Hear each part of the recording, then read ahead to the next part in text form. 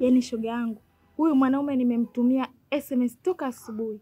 Na hiki kipaka chake kimeamka asubuhi na homa kali hatari. Kwa nini usingempigia kabisa kuliko kumtumia message na wewe? Yaani hivi ninavyokuambia nimempigia simu. Simu yake haipatikani. Yaani ameamua kunizimia kabisa simu. Shoga yangu, chukua hatua kali. Ikiwezekana tumfuate huko huko. Haiwezekani wewe uteseke na kipaka chake, yeye alistarehe na malaya zake huko.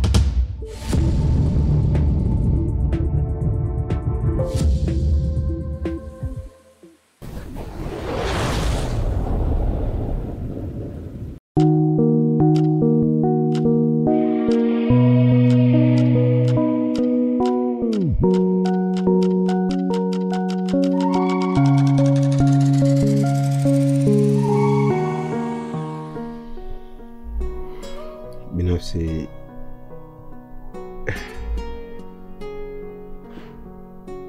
sikuzani kama ingekuwa rahisi kiasi hicho kukupata, ila tunasema kwamba nakupenda.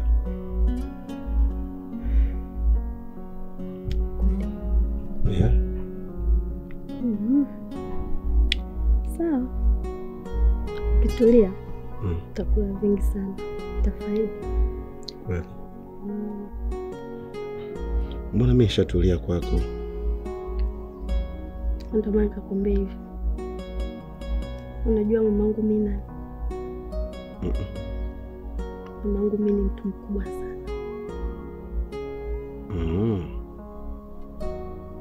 Anafanya kazi gani? Tuachane nayo.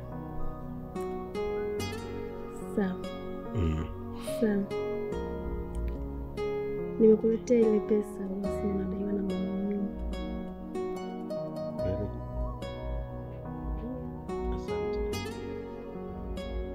Asante sana.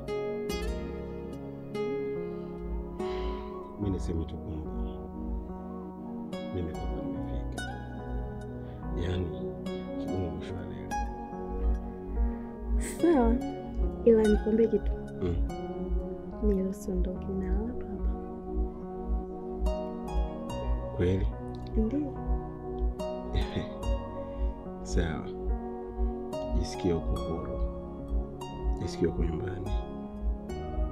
Na hapa ni nyumbani kwako. Na natamani sana niweze kupata watoto na wewe. Kwa sababu sina mtoto. Sina mwanamke zaidi yako wewe. Kweli?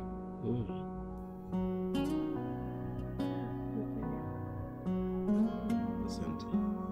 Nakupenda.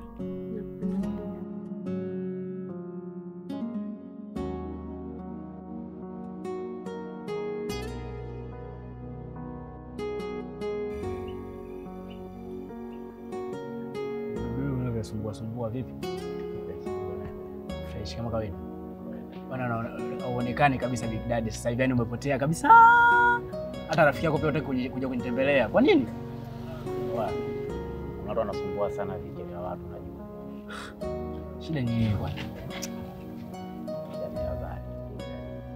Mimi niko fresh. Mambo ya majojo nini? Kuna kazi nazifanya.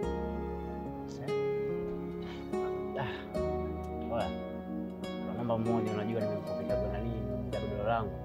Hapa ananifungua kinyama na usimuelewe kicheki kimoja boya tukajaja mwanangu hapo ananiambia mbele za kitambashamba. Sasa kama tayari ushamuuzia unamtafutia nini na wakati ushamuuzia? Changu hajanipa sasa, nimempa hela, amegea hela nusu, bado nusu. Afichenga nyingi kama Ronaldo ya nafsi muelewe anafanya kitu gani. Kwa hiyo mwanangu na ujanja wako wote na ubaba wako wote pia kuna mtu pia anakupitisha uchenga kweli? Mwamba. Big Daddy, big.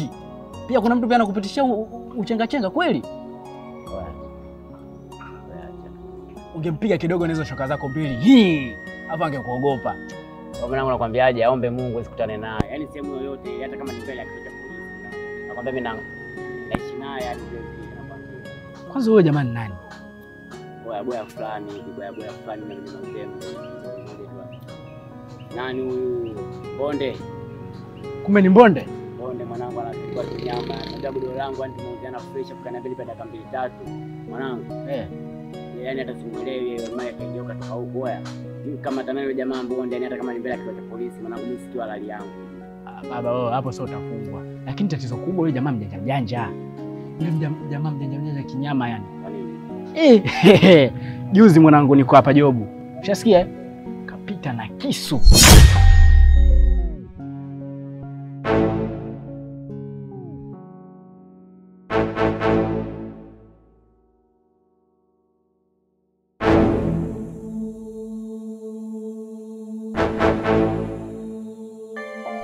Mpaka mwenyewe kashangaa, huyu ni Mbonde ama?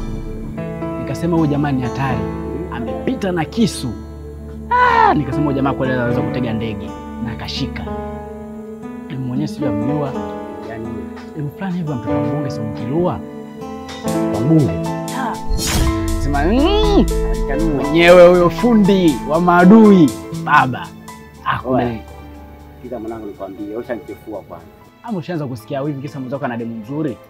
Oya, demu nzuri wala nini mwanangu? Jamaa za kiboya boya au sio? Inawezekana kwamba hela yangu mimi nifanye starehe, hela yangu mimi nitakalebata na mademu mwingine kwa yangu mimi atakunipa.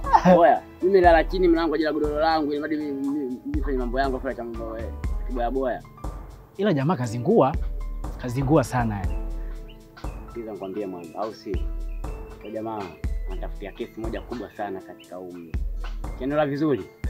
Mimi yake ya Mungu ama zake ama zangu mimi kitakupona sasa na Mbonde au sio? Ikiwezekana Node mwenyewe pia anabeba vile vile na changua changu wote maini. Oya. Mimi mtu mbadi mwanangu usinichukulie hivi. Oya, mwambie Mbonde kaya kanyaga.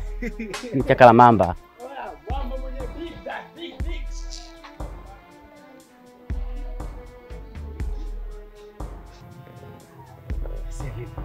Fresh blaza kama kawaida. Samani kidogo. Itaingia sasa hivi hapa, usiwe na wasiwasi. Sasa hivi fundi mwenzangu yule anajua hana noma. Sasa hivi hapa anakuja. Pia katoka kumtuma message sasa hivi na mimi. Gari sasa hivi nafika. Sasa hivi naingia. Alafu nataka ningejere nikakuisema. Samani blaza, samani sana. Alafu nikitoka wakati nimekaa pale nasikia bali. Kitu mtoto mbunge sio mtoto mbunge. Kumbe uko upe unasikiliza? Mimi niko nasikiliza, unajua ninavyosikia mwisho mtu mbunge unajua nikashtuka. Blaza ni mwamba fulani hivi, mwamba kudariki ni mjanja kinyama. Wenzake madoni kama sisi tunapiga kazi kama hivi yeye kaenda kumchukua mtoto mzuri kama yule pale, afanya anauza laini tu. Yaani kwa siku yeye anaingiza buku au buku mbili, sisi tunaingiza hela kidogo, afu yeye kaenda kumchukua mtoto mzuri kama yule. Ni mshikaji fulani boya hivi anaitwa Mbonde. Ndo anamiliki huyo mtoto. Sasa unajua nini baba? Wewe unajua unakaa na hela mwenyewe unajua. Sasa maanishi kama umekalia hela? Hapana. Hiyo issue sasa hivi iko mtandaoni. Mtu mbunge kapotea. Ukitoa taarifa tu. Sikiliza nikwambia, ukitoa taarifa tu. Taarifa hiyo unakula milioni 2. Acha utani blaza. Subiri sasa nikwambie. Yaani ukionyesha sehemu alipo mtu wakimpata una milioni 5. Sasa mimi sinajua kila kitu blaza, tuzetu. Sasa kuwa mpole, ndio maana ulipokuwa unazungumza pale nikashtuka nikakufuata hapa. Oya, blaza sasa sikia. Oya, unakaa sana unachelewa baba, pesa kama hizo baba. Namba hiyo. Sasa tunafanyaje? Uliza sasa taratibu, nimekupa namba yangu, fuatilia. Kila kitu niambie. Blaza nani ni save? Blaza nani? Wewe save tu, blaza. Blaza tu hivi. Save blaza. Basi fresh. Sasa sema mpigie simu basi, jamaa yako ananichelewesha, mimi nataka nipigie service unajua. Baba, usiwazi sasa hivi. Asianze kuzingua. Fanya hivyo basi. Ila sasa usimwambie mtu yoyote. Iwe siri yako. Baba dili kama hilo baba napiga mwenyewe. Oya, fanya haraka basi hilo gari la watu ndugu yangu. Mbona liko njiani? Basi fresh.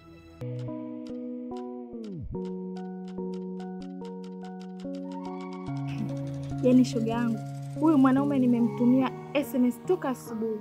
Na hiki kipaka chake kimeamka asubuhi na homa kali hatari. Kwa nini usingempigia kabisa kuliko kumtumia message na wewe? Yaani hivi ninavyokuambia, nimempigia simu yake haipatikani. Yaani ameamua kunizimia kabisa simu.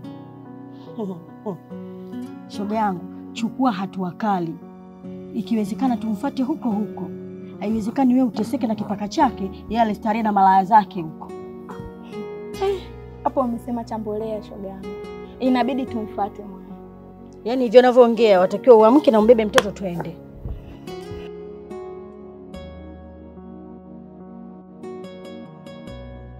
Yaani mbebe wewe mtoto haraka twende huko. Maana yapenda mno kujionea, ukiona tu maji wanaume, wewe mwanaume mwenyewe wamuona kabisa hajulikani, aende arudi, akili zake hazimtoshi, zaita zauya. Sasa mbona unasema tena shoga yangu? Sio na kusema watoto yake ndo haya, sio sikia la mkuvu nchikaguu. Leo ukione. Yeye mwenyewe mbwa ana mtoto wake pia mbwa mpelekee.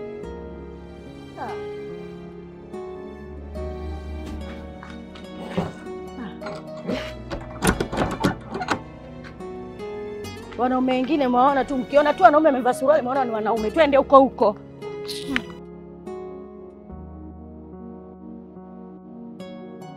Mama, wakati nimeenda kuosha gari, sasa nilipomaliza narudi niende kuweka kubalansi upepo wa matairi, kuna taarifa ambayo nimeipata kuhusu mwanao. Yuko salama? Yupo salama. Kwa jinsi habari niliyokuwa nimeipata, yuko salama. Yuko wapi? Nimeambiwa kwamba kuna mwanaume yupo naye na ameonekana amepita naye. Umesemaje? Ndiyo mama. Hicho nilichokuambia ndicho nilichokipata. Ni mshenzi nani ambaye kamchukua mwanangu na kwenda kumweka ndani?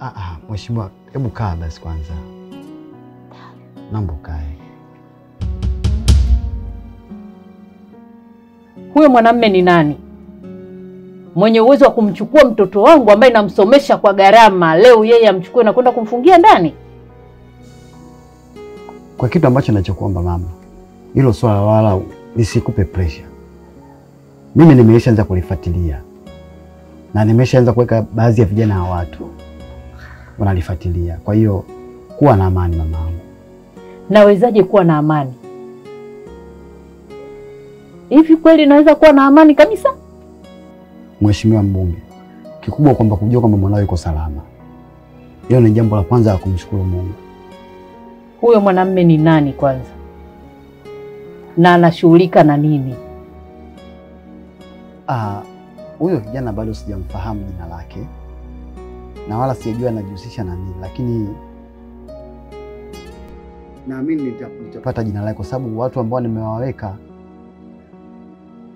watalifuatilia hilo swala. Hapana. Ni vizuri tufuatane wote. Namhitaji mwanangu na namhitaji na huyo mshenzi aliyemfungia mwanangu. Mheshimiwa, unajua kwa hali ya sasa hivi jinsi tulivyokuwa uko nayo, inakuwa sio vizuri kuonekana uko mitaani kwa unafanya mambo kama hayo. Mimi nakuomba, na unapojua kabisa mwakani tuna uchaguzi, utakuwa umempa mbinu kubwa sana mpinzani mzima.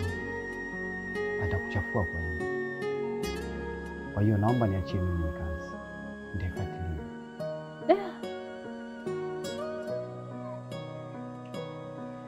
Huyu mtoto amenifedhehesha sana. Na atakaporudi hapa nyumbani hana nafasi tena kuendelea kuwepo. Arudi masomoni. Vinginevyo ataishusha hadhi yangu. Ni kweli, mheshimiwa. Kikubwa ni kukaa naye tu. Ni mtu mzima ambaye anajielewa. Ongea naye atakuelewa.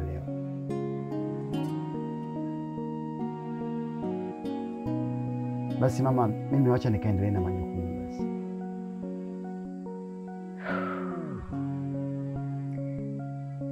Utachukua muda gani kumpata mwanangu? Sitachukua muda mrefu kwa sababu watu ambao nimewaacha na waamini watanifanyia kazi yangu vizuri. Mheshimiwa, kuwa na amani. Huyo mpuuzi unahakikisha anaenda kuadabishwa na huyo mshenzi mwingine unamrudisha hapa nyumbani. Nitalifanyia kazi mheshimiwa. Ni yangu.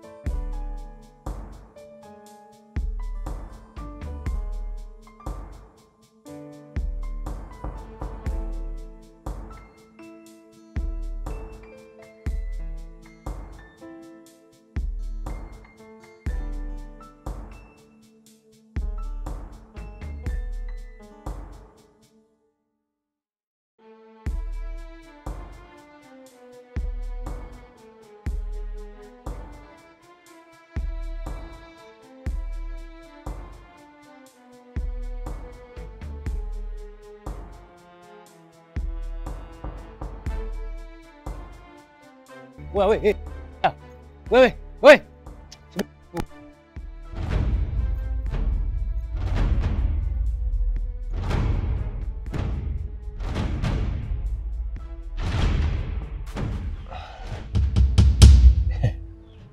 Big Daddy. Yo, my man.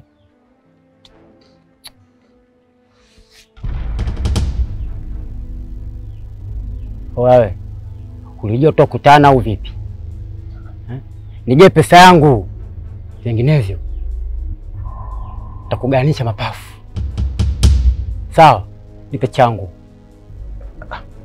Big Daddy, hebu shusha kwanza munkari. Pesa yako ipo magetoni, umeelewa? Kuna mishe moja nenda kuifukuzia sasa hivi. Ni muhimu kishenzi yani brother. Kwa hiyo niache nenda kaifukuzie. Alafu kimazingira mimi nitakupatia pesa yako mimi nakuletea. Oya. Ukifanya mimi mbilimbi nikidondoka na pasuka au sio? Sikilize vizuri. Yaani mguu wako, mguu wangu. Nyao zako, nyao zangu.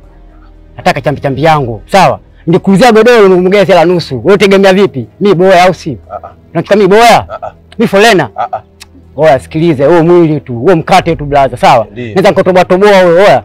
Mimi jela mwanako nina ghetto, sawa? Oya, nipe langu. Sikia au fanya mimi boya, sawa? Unipe langu ama sivyo nakuganyisha mkono kule, sikio kule, jino kule, au si mimi mwenyewe. Oya, na gazabu na wewe mwanangu kuja ani godoro langu mgea ni sela nusu. Wewe ulichukuliaje kwanza? Boya. Hapana. Sasa ulichukuliaje? Kwa mwanangu mimi mwenyewe yani mimi na ghetto jela alafu mwanangu mimi wote niambie kitu mwanangu. Au serikali yenyewe mimi naimudu vile vile. Nitakutoboa mwanangu kufanyika kama mbilimbi mbovu hapa. Au unasemaje mwanangu? Tukuganyishe? Hapana Big Daddy. Sasa sikiza Big Daddy, umeelewa?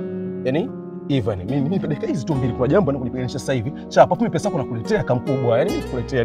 Mimi saluti kubwa. Wewe? Amsema kuniambia hizi uniletea hapa mguu kwa mguu au sio? Oya, usilete mimi mwenye vampire kisha wewe. Tangata pua hiyo. Au unanichukuliaje mwanangu? Unanichukuliaje? Oya. Dakika mbili vipi? Wewe unanichukua mimi folena? Wewe mwanangu wewe, mimi kama zombie mwanangu shakulaga pesa au tukishenzi kwa Marekani unanichukuliaje mwanangu? Tunataka nipe langu. Tembea mbele huko.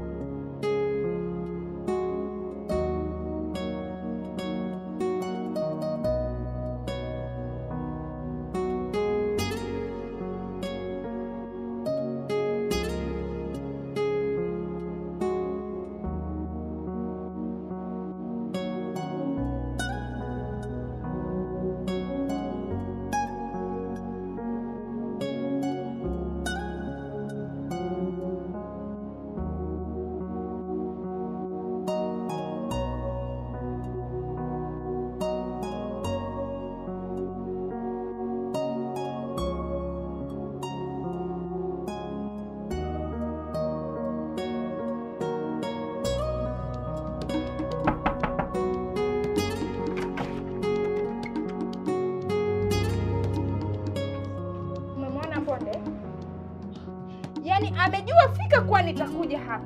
Aondoka. Hivi mwanaume sijui ana akili gani jamani? Ila hataja nikomoa. Najua fungua na kuondoka.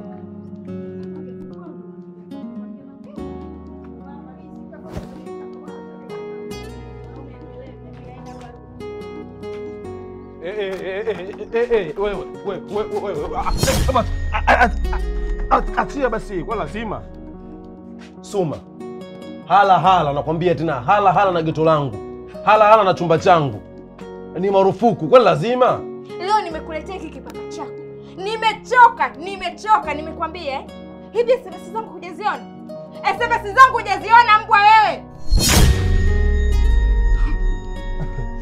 Mwanangu, kipaka changu nakupenda. Sasa nisikilize wewe mama paka. Tunaosikiza kwa makini. Sikilizea mitikeli yangu na mitikasi yangu ikikaa sawa. Mimi pesa nitakupatia umpeleke mtoto kwenye matibabu. Si mazoea na kwangu, ni marufuku. Kwa lazima uje kwangu bwana. Yaani ama kweli wewe ni Zaita Zawia. Shemeji, una roho mbaya kama kaburi, maana kaburi halimsaidii mtu mpaka siku ya kufa. Ina maana unakaza na kumkazia hata mtoto wako. Mkiambiwa mtafute wanaume na nyinyi mjiangalie. Kwa hiyo umeamua kuleta watu nyumbani kwangu, si ndio? Kwa hiyo ulitaka nikuletee nani? Ulitaka nikuletee wanyama hapa ndani au? Labda mletee pundamilia. Sasa nisikilize. Tena usikize kwa makini. Ni marufuku kuingilia mambo yangu na Suma. Dina. Tena unisikize kwa makini. Kidole na Na nakwambia kabisa. Pilipili usoila. Wewe inakuashia nini? Sasa nakwambia ni marufuku kuingilia mambo yangu na Suma. La sivyo. Kidole na macho bwana. Nitakutoboa. Au sio? Oa Big Daddy, waka mkubwa. Watawanya wa malaya kasoro tu mwanangu. Si unaelewa? Afu nikupatie pesa yako. Mpenda Yesu kwa Yesu. Tukolaka. Oa Big Daddy, utembezee. Oya. Nakwambia hivi tutarudi na tutakuwa Big Daddy kamalizana nao kabisa. Big Daddy malizana nao kabisa.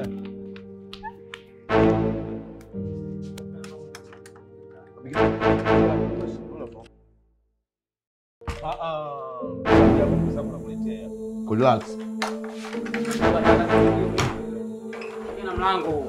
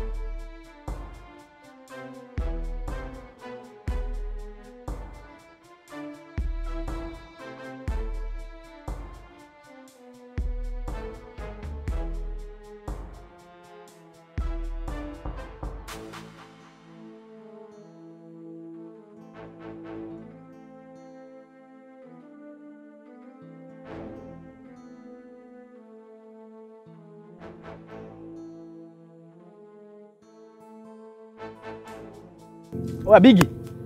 Oa subiri hapo mwanangu. Kama kawaida. Shwari vipi? Mambo vipi? Dua. Big Daddy. Ndiye Kinelo. Fish mwanangu, leo kuna kutafuta pia.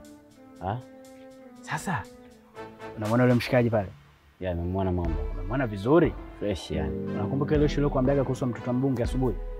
Ya, nakumbuka mwana. Unakumbuka fresh? Fresh. Sasa baba kumbele dili. Dili? Tuna dili mbichi. Dili vipi sasa Kinelo? Baba, kumbe mtoto baba anatafutwa. Baba mpaka kwenye vyombo vya habari pia. Vinamtangaza yeye tu. Sasa dili siku wapi Kinelo? Sasa nisikilize basi kwa makini. Sijui unanisikiliza. Hivi unanisikiliza vizuri? Namaanisha habari tu. Milioni hizi. Milioni 2. Unaona vizuri? Milioni 2. Niambie sasa. Tukishamuona mtoto mwenyewe tukipeleka kumwonyesha ngapi? Nipange. Unaiona hii? Unaiona vizuri? M5. Hapo je, tunafanyaje sasa? 2. Mshikaji wangu pale milioni 2. Mimi nilopewa mpango mzima milioni 2. Unasemaje hapo? Oya, kadogo. Unanichukuliaje mimi Kinelo? Oya, mimi sikula milioni 1, sawa? Hapo tunapiga tumeni watu wawili. Yule jamaa tuna kushoto au sio? 2.5 kishefa mjini hapo tunaishi. Watu wawili, tubee. Unasemaje? Yule jamaa tunachana naye. 2.5 kishefa mjini tunaishi hapo, unasemaje? Sasa mbona mimi ndio atakupa gari kwa mbele? utagongwa, mshikaji wangu utagongwa. Usifanye hivyo. Matusi. Sio kama nakufanya matusi. Maanisha utagongwa na gari. Sikiliza nikwambie. Yule ndio mchongo wote. Siwezi kumkata yule mshikaji. Baba, ile jili nimeshaumwaga. Pita kushoto, ninapita huku. Umejipotezea. Dalili. Fresh tembea, niache na mishe yangu mimi. Wewe dogo sikiteka kama hivi. Wewe blaza, tuzetu tulishaanza kujikoroga. Tuzetu blaza.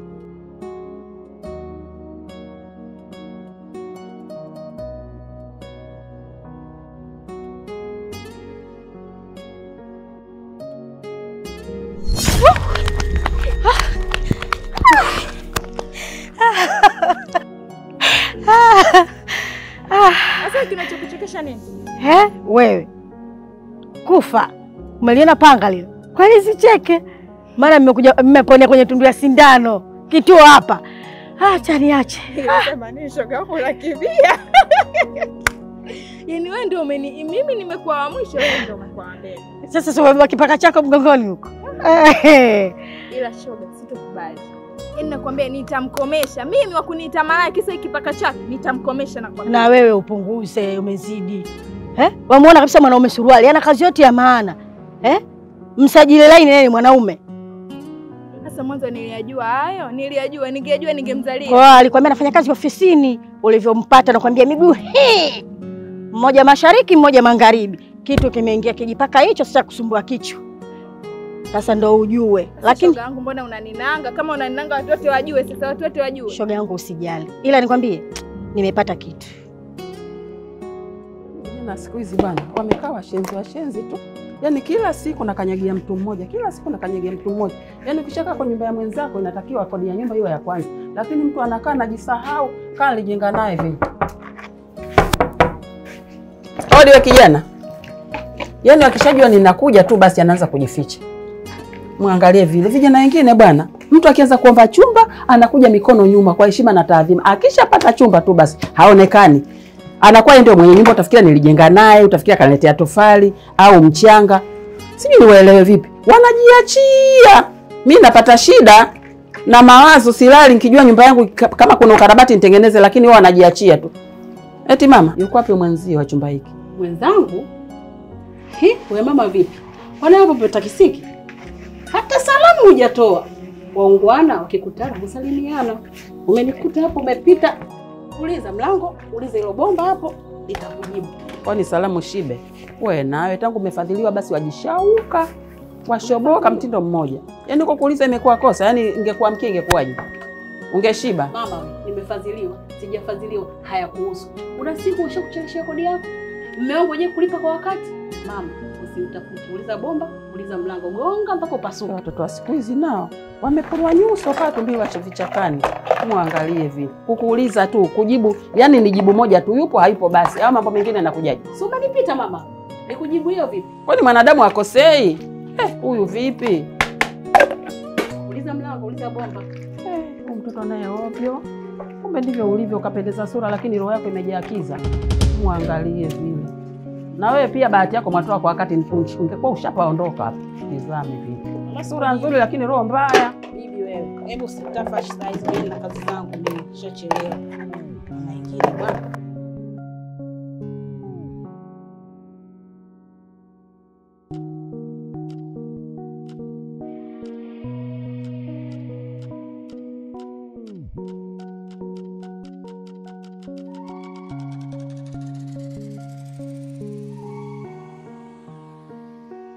Shogangu mimi kwa sasa yaani sijui niende kwa mwenyekiti, sijui niende kuleta barua ya samasi, sijui niende kwa nani, mimi ya nini? Muda wote huo napoteza barabarani tu kumaliza viatu vyangu. Kwa shilingi ngapi nitakazozipata? Kama kusumbuana vitu. Mimi siwezi kabisa. Yaani ninachotaka hata nikienda huko tu kwa mwenyekiti, sijui ustawi wa jamii, nitaletewa 200 tumia nisaidia nini? Yaani nakwambia hivi. Yote wachana nayo. Mpango tu niliokuambia. Ule upo. Hizi habari nyingine hizi. Shogangu.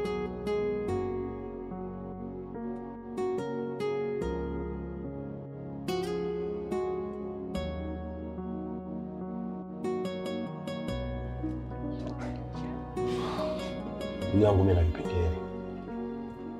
Kipengele cha kwanza, mama mwenye wangu anadai pesa yake. Kwa hapa na shida ya 200,000 ndugu yangu. Sasa 200,000 hapa. Nikamlipe pesa yake afu nataka niape. Yaani namlipa 100,000 yake na 10 na bakiza 90,000 unaenda kutafuta chumba cha shilingi 30,000. Napanga hata miezi 3. Simeelewa. Kwa hiyo sikuficheni hapa nilipo ni siko poa kabisa. Okay. Lakini ndugu yangu kikweli leo umekuja na mguu mbaya. Yaani hapa jana tu ndo nimeagiza mzigo ambao nimelipia, nimetuma hela mpaka sasa hivi bado nadaiwa. Hapa nilipo, nipo mimi na vifaa vyangu tu hapa. Sina hata shilingi 100. Mpaka nawaza sijui nikusaidieje ndugu yangu. Kwa hiyo hakuna namna yote ya kuweza kunisaidia. Yaani hapa mtu ninayemtegemea jana ndo kaniongezea shilingi 300,000 ili niweze kuagiza mzigo wangu ambao unakuja. Kwa hiyo ni ngumu sana tena sasa hivi nimrudie kwamba nipe 200,000. Ni ngumu sana. Kwa hiyo kiukweli labda jaribu sehemu nyingine, hatuwezi kufanana wote kwa wakati mmoja. Basi sawa, kama utakuwa labda umepata issue yoyote hata mchana, jioni, usisite basi kwa ajili ya kuweza kunisaidia jambo. Tuombe Mungu. Shukrani sana. Mimi nitakusemesha. Asante. Karibu sana. Hapo. Haina noma.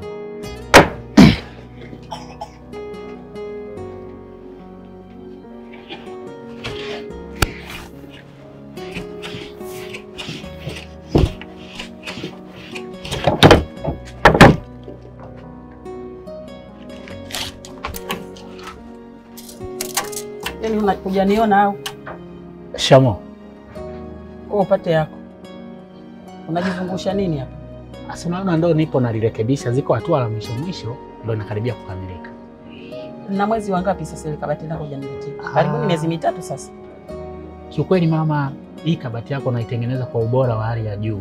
Ndio maana unaona imechukua muda kidogo kukamilika.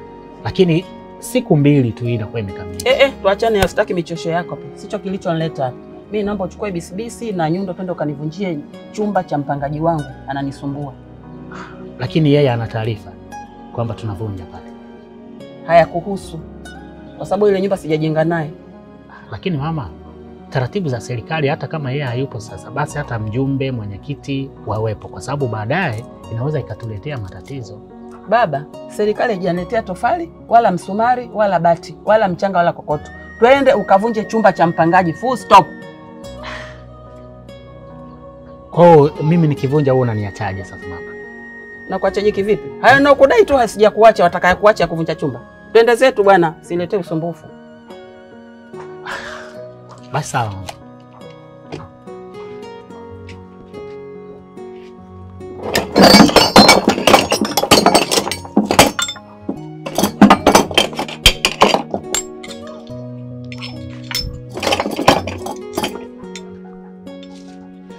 Tunaweza kwenda. Ongoza huko.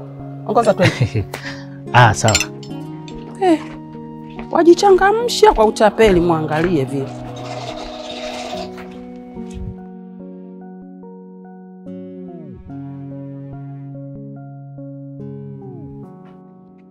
Huko tunapoenda unapafahamu. Tunazunguka tena lakini. Wewe usiwe na wasiwasi blaza. Mbona kila kitu uhakika? Afu ngoja kwanza blaza, sikiliza nikwambie. Hivi uliniambia ni shilingi ngapi vile? Nikwambia milioni 5. Sasa hapo nilitaka nijue vizuri. Sikiliza nikwambie. Kwenye milioni 5 sasa hivi nimeshabadilisha bwana. Maana naona sasa hivi nazunguka sana, alafu issue yote naijua mimi. Mimi nachukua milioni hizi. Wewe unakula 2. Vipi hapo? Pole pole. Twende. Twende tu blaza.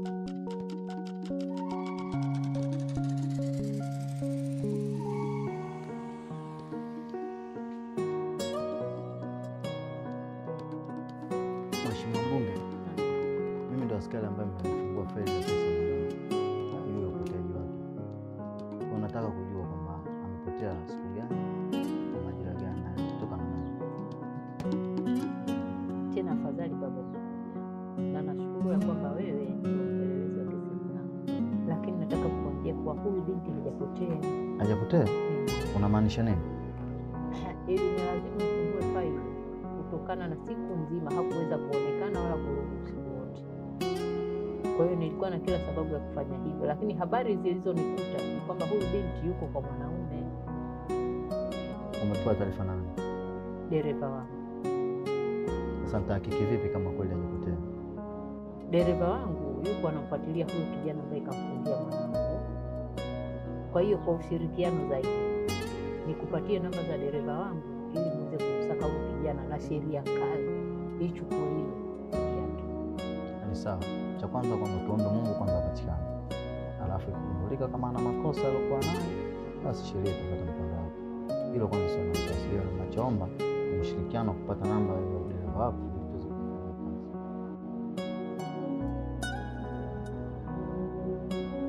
Yaani akikamatwa naomba achukuliwe hatua kali. Hatufanyi kazi kwa sababu ya Mungu, tunafanya kazi kwa nchi. Kwa hiyo kama ana makosa, sheria itafanya mkondo wake. Nachoomba kwa sasa kupatikana.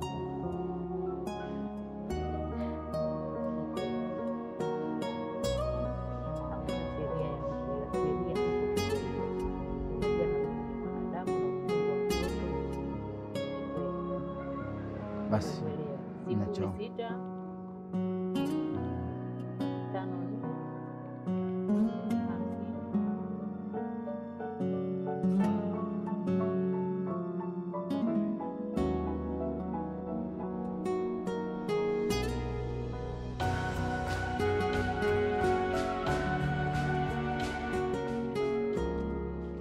Fundi, nakufuata wewe. Mama Shamo. Marhaba, nakuja ofisini kwako. Fundi waenda wapi? Nakufuata ofisini kwako. Napata stuli zangu na meza yangu. Sawa mama, ziko tayari. Yaani nikitoka huku ni kuzipiga vanish tu na kuletea. Kama masaa haya mawili mimi nakupigia simu na kuja kuzichukua hapa. Kuna kazi naenda kuifanya mara moja hapa. Uko sahihi kweli? Niko sahihi kabisa. Yaani kama usiponiletea hizo meza zangu masaa haya unayoongea na stuli zangu, hakikisha kwamba nakuja ofisini kwako kuhamisha ofisi yako yote. Umeshanielewa? Nimekuelewa mama. Na wewe umekuwa tapeli sana. Vifaa vyako viko tayari. Ila tu masaa mawili nipe. Sichelewi kurudi, afu mimi nakupigia simu. Sasa mimi nakupa hayo masaa uliyosema mwenyewe makao yako. Yakipita, ujue kwamba mimi nakuja kuhamisha ofisi yako yote. Sifika huko mama. Viko tayari kabisa. Sema nilikuwa sijakupigia kwa leo bwana, nilitaka nivanish afu ndo nikuletee au nikupigie uje kuchukua. Nishakuelewa. Sawa mama.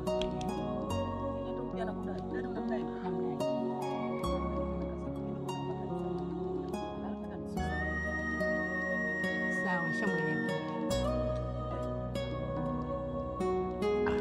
Ni wateja tu. Fundi tapeli sana. Asante mama.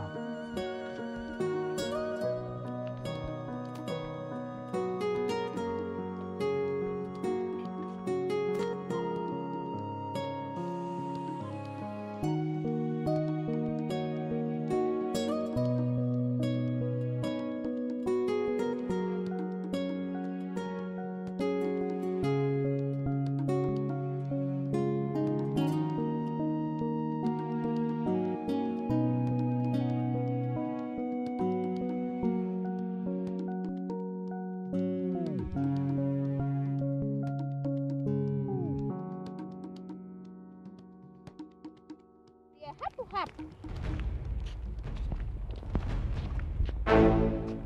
Sikiliza nikwambie mwanaume, nimechoka kukulelea. Yaani mimi naacha mambo yangu ya msingi na kulelea vitu vingine. Alafu matumizi yenyewe hauleti nyumbani. Nimechoka. Wewe mtu gani usijua sisi tunakula nini wala tunavaa nini? Nikwambie nimechoka. Sikiliza nikwambie. Wewe mjana na nini? Mpe kipaka chake tuondoke. Alafu wewe mambo haya hayakuhusu kabisa, nishakwambia. Mambo hayakuhusu kabisa, mambo kuingia mambo yangu mimi hayakuhusu, unajua. Nishakuelekeza.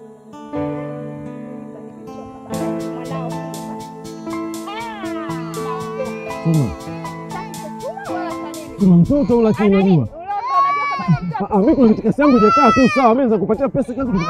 Yesu basi kwa vitu vya kaikeni niweke sawa sasa hivi. Kwa hiyo ilikuwa unatia mimi ulikuwa unakenua mwenyewe kujua matunzo. Kiza kwa mwanangu ndio babako. Wakumbuka alikwambia mimi na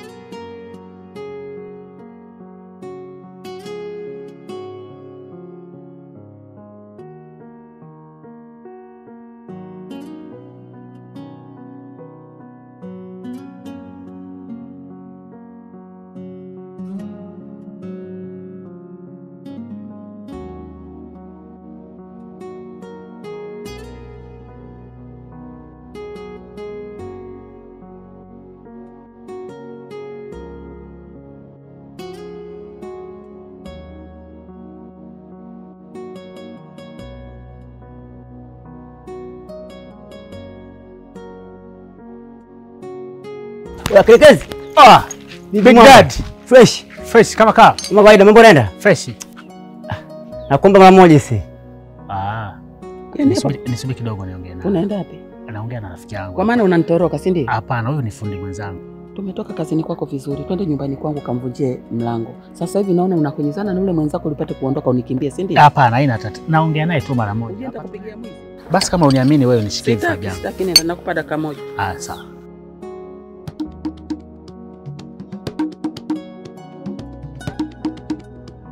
Kama kawaida, nakusanya kama shilingi ya milele mwanangu, yani kama mazao ya mentali kukukuta hapa mwanangu. Si ungeibuka maskani pale. Oya, usipoteze muda. Kwa mwanangu wewe. Oi. Kuna bonge la mchongo la milioni 5. Acha basi wewe. Leta mchongo gani huo mwanangu? Oya, kuna dili ya milioni 5, yani chap kwa haraka. Yani kama kaibiwa mwizi vile mwanangu mwenyewe, sikufichi wala nini. Oya, si mpangilie madini au si? Kuna mtoto wa mbunge anasikia anapotea. Lakini kuna msela nya mwanangu, msela mavi kumbe kamfikia ndichi mwanangu, yani kamfikia, yani afundo kama vile yeye anamtafuta amuone, lakini kuna tetesi zisipata.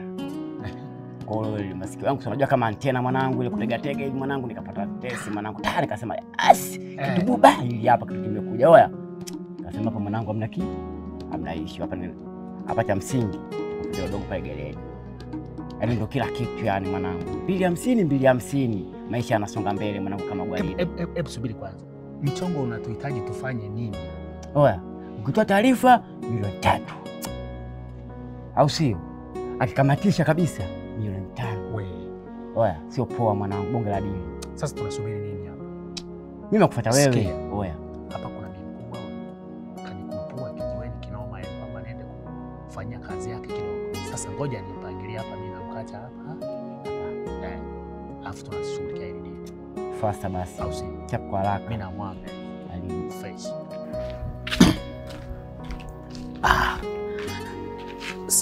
Samani mama. Hapa tumepata msiba.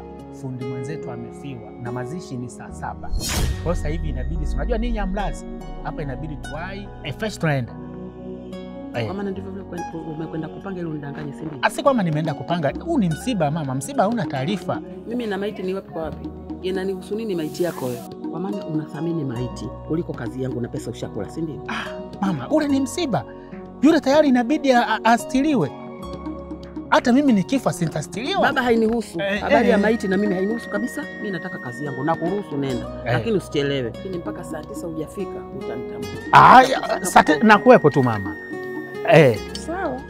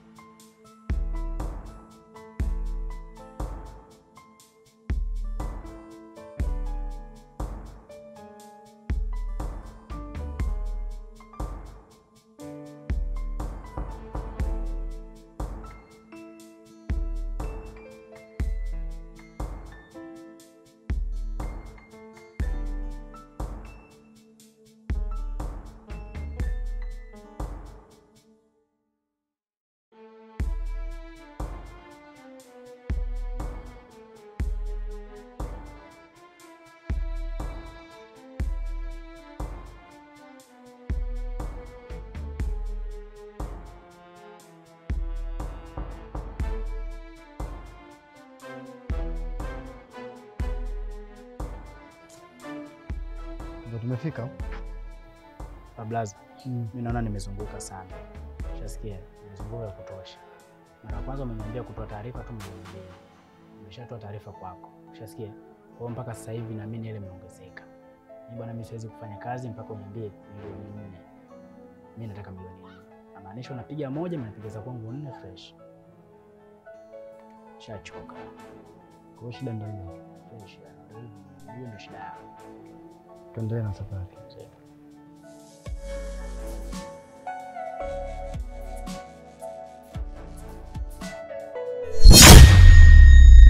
Huyu wapo nampenda.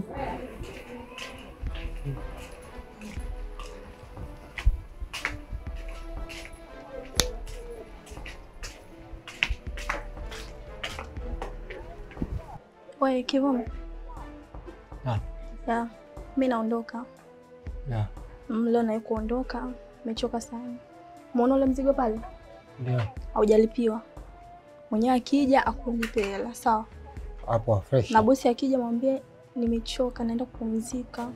Si unanielewa? Hapo saizi. Si unaona muda wenyewe umeenda? Ndio. Muda umeenda sana.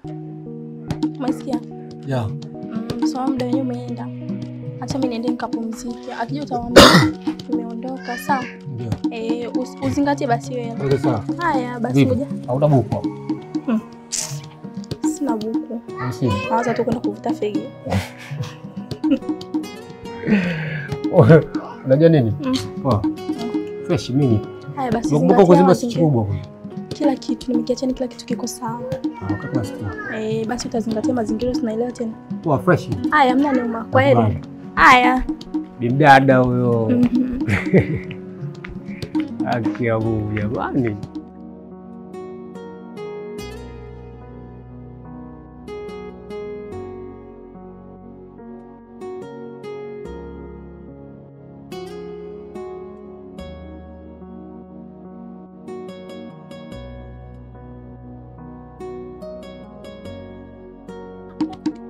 Jirani, kwema? Kwema kama si kwema jirani. Nimesusiwa mtoto. Yaani, ya wanaume ndivyo. Hiyo ni haki yako. Hivi unafikiria kama upeleke matumizi yule binti wa watu matumizi atapata kumhudumia mwanao wewe? Hilo ndio uliletafuta. Ni sawa, lakini nilikuwa nakumbuka na mwanangu kwa dakika 5 au 15. Kuna mitikasi nikaifanya chapa afu narudi na mchukua mwanangu. Umeona begi jirani? Singekukatalia. Nimepigiwa simu kijijini huko kibanda kwetu. Kuna msiba. Ndio unaelekea huko sasa hivi. Unapata msiba? Msiba. Pole. Yaani kwa hilo utasamehe jirani yangu.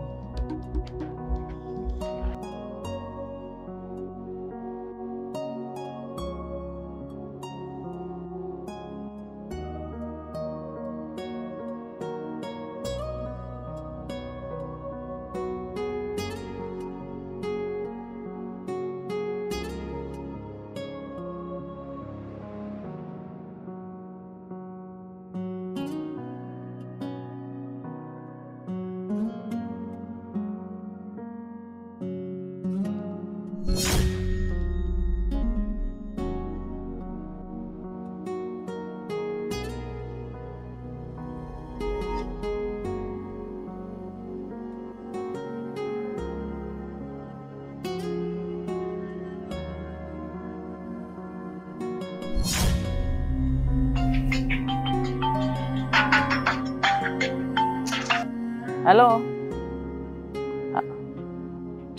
Afadhali nimekupata mshenzi wewe, mbwa koko wewe. Wasemaje? Matusia nini vipi? Siku zote ulikuwa wapi? Juzi nimehangaika wewe mpaka jasho ya meno yanitoka. Kila kona nakutafuta wewe. Maana yake nini? Kama nakuchumbia bwana.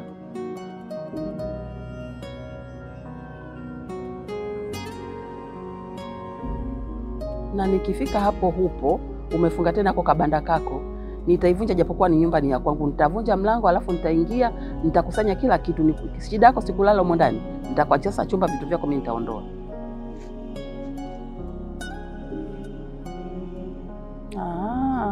Mimi maskini tajiri ni wewe ulionisaidia miti na kokoto Wewe mbwa nini? Wewe sijui mazoea kulala kwenye kirago. Nakuja. Unasumbua. Siku ulivyoanza kuja kuomba chumba na kuambia mikono nyuma, heshima zote, nikasema kweli hapa mmepata mpangaji. Lakini umeshaweza kukaa mule ndani mnakustiri, wanaambia wenye nyumba maskini. Baba yako ndio tajiri, maana akakuachia gorofa. Pumbavu wewe.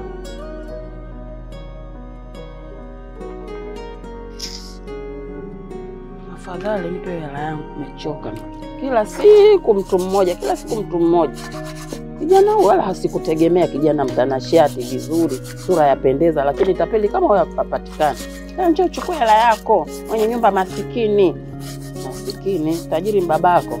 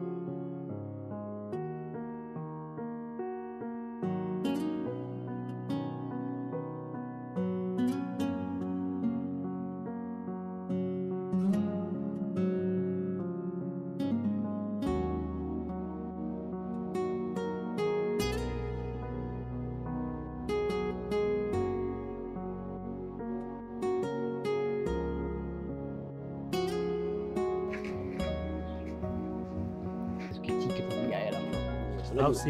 Wewe unakubali. Hello babe. Leo nimejiandaa kwa ajili yako. Kweli? Uko serious kweli?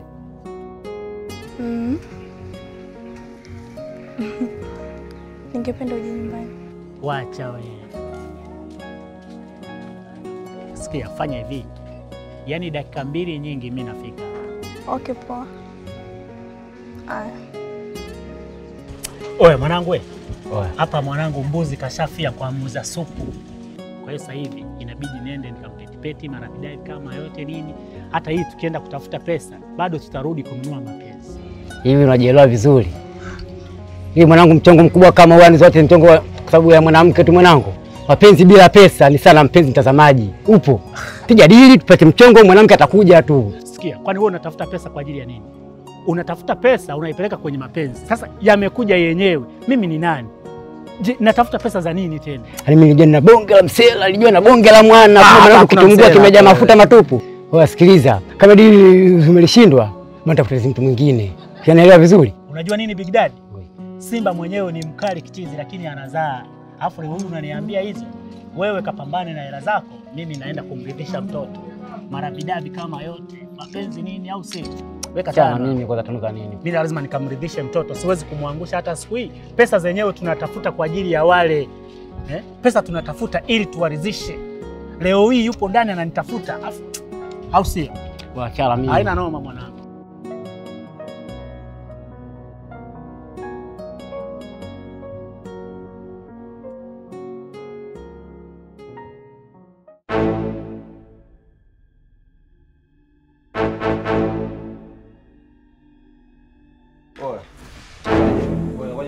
Fresh mambo. Fresh mambo. Nilikuwa nahitaji energy mzee. Energy. Sio kali.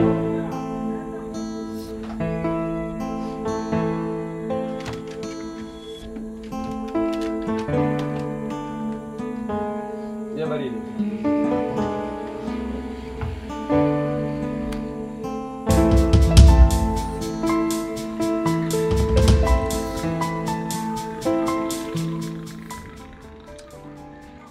Wa Big Daddy mwanangu, kama pesa yako mimi nishakulipa, mbona tulisharishana kiasi hicho babu? Big Daddy tulia basi. Big Daddy tulia kwanza. Big Daddy hebu kwani nini? Big Daddy, pesa yako nishakulipa. Si umenielewa? Mambo kuvutana kumechochoroni mimi sitaki bwana. Mbonde, sina kwambie, au sio?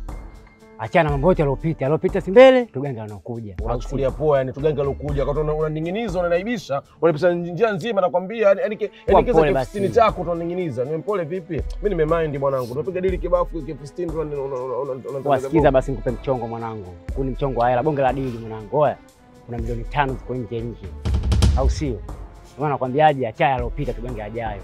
Mwanangu mwenyewe, au sio? Yule juzi nilipita na mtoto mmoja fiskali mkali sana. Ile ndio ile yenyewe mwanangu, ile dili. Au sio? Yule mtoto anatafutwa na wazazi wake. Anatafutwa kishenzi yani. Inavyosemekana, ukitoa ripoti tu jinsi yani sehemu alipo, milioni 3. Ukifanya michakato na kipatikana milioni 5. Oya, kama unasema umefungia umefungia sindani mwanangu, ufanye hizo michakato maana kupigia hela mwanangu. Nimefungia ndani? Wewe vipi? Nani kwanza unamzungumzia mtoto? Mimi nimefungia mimi nani ndani? Oya, mtoto wa mbunge anatafutwa pale na gereji pale, muonekano umepita naye. Kwa hiyo wewe nikaona kabisa kama wewe umepita naye umefungia ndani, mimi naja kuhangaika. Oya, game mchongo tupige hela, watu gawani 250, watu tuishi kivianike ufahari hapa, au sio? Kuna kanela vipi mwanangu? Big Daddy, hebu nisikilize. Oya, mimi sina huyo dada unemzungumzia si mwanamke nimefungia ndani. Sijamfungia mwanamke yoyote mzee. Na mimi mwenyewe hapa na mambo yangu. Kwa hiyo usinichanganye kabisa, usinivuruge. Mimi sina mwanamke nilimfungia chochote na huyo mwanamke namzungumzia mimi simjui. Mtoto mbonge mbonge ndo nani? Mimi simjui bwana. Hebu niache usinichanganye. Wa Mbonde. Nikaushie. Wa Mbonde. Hela ile uje mwanangu. Hela gani? Unakaa na hela ndani? Alafu nikobe mimi sina yote ndani tena mimi. Wazimu nini?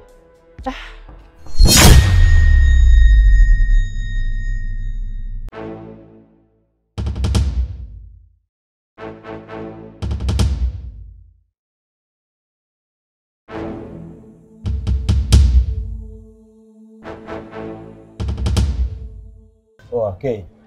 Nakuaje sasa? Mambo yanaenda? Wakawa. Endelea bana, nishajua. Okay, fresh. Mama mtu nimemkuta? Akatoka sasa hivi, muda si mrefu.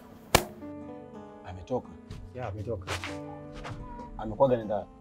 Yeye kwa sababu muda sasa umeenda, sio anaenda kupumzika.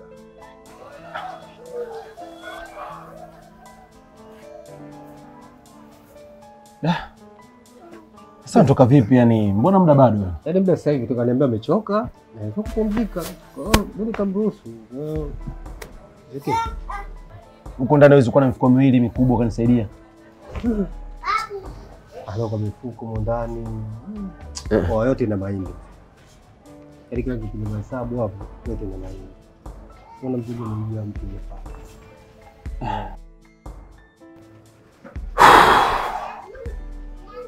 Sasa siwezi kupata hata kama ni mbovu yani nikaipata mifuko. Sasa hamna mifuko, usikudanganye, hamna mifuko. Fresh. Sasa nini ngoja nimbikie huko, labda naweza kuwa na mifuko ya ziada kanisaidia. Basi poa mama, unaweza kumkuta home. Au si? Hakika. Sema nini? Oya, fresh. Na hakika kutagu babu. Haina noma.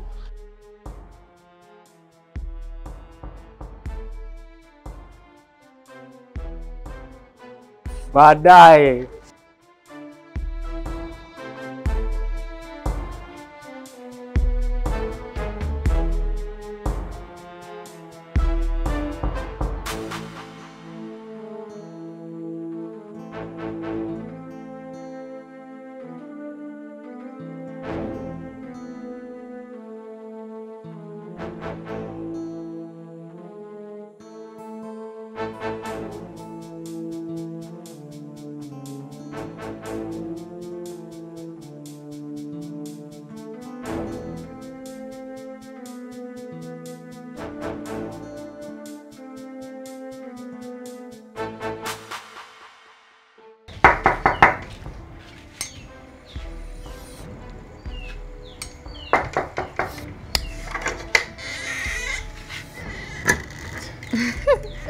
Wow. Baby.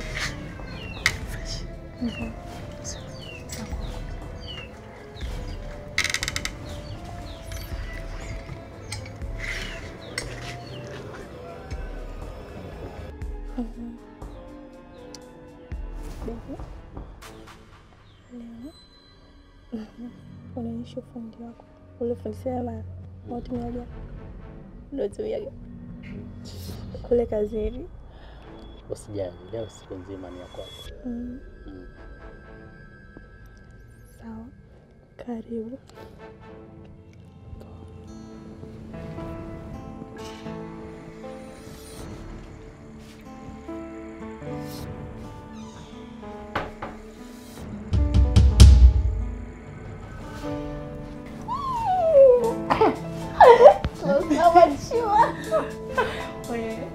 That's enough. Enough is enough. Yes.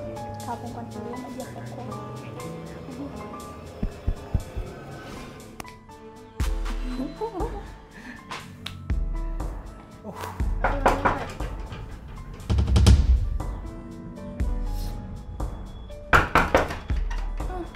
Msubiri bana, nani? Fungua. Oya, kwa hiyo fara unanizunguka mimi kwa mwanamke wangu, afu mwenye siku unachukulia poa ndio? Unachukua.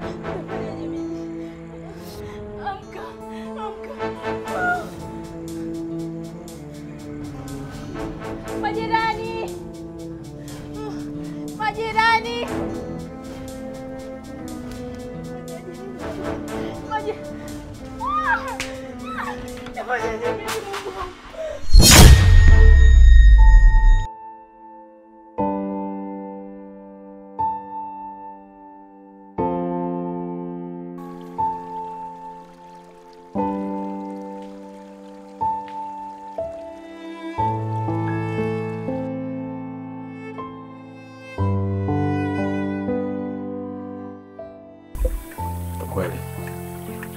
Sure. Sikutegemea kama mapenzi yako ni kote mpaka kwenye maji.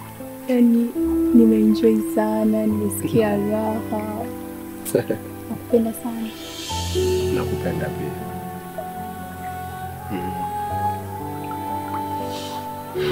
Binafsi mimi nakupenda sana. Ndio maana nafanya kila kitu niishi na kazi ambayo si ya maana sana kiasi hicho, lakini najitahidi hata kupata na kuchukua pesa kwa Tiva na kukuletea wewe. Na mimi sipendelee unafanya kazi mashineni. Mwisho siku unaweza kubonga kidole na chuma. Kwa hiyo ngoja jipange.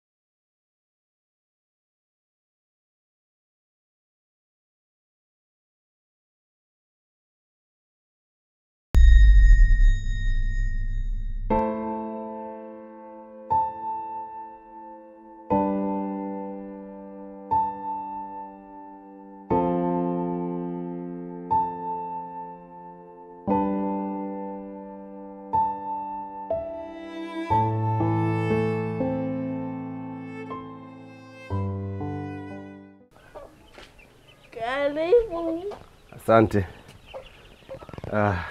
Kiamu. Maraba, mama nimemkuta. Hayupo. Nilikuwa nataka sululu na jembe. Jembe lipo. Jembe lipo. Lakini mama yupo. Sema nikitoe kitu. Yaani mama amesema usitoe kitu kama yeye yupo.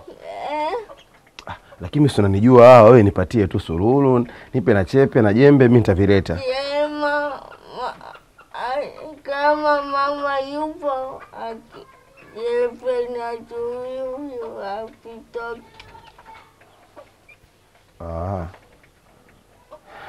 Basi sawa, nimekuelewa. Bye. Aya. Karibu. Asante. Tupo. Asante.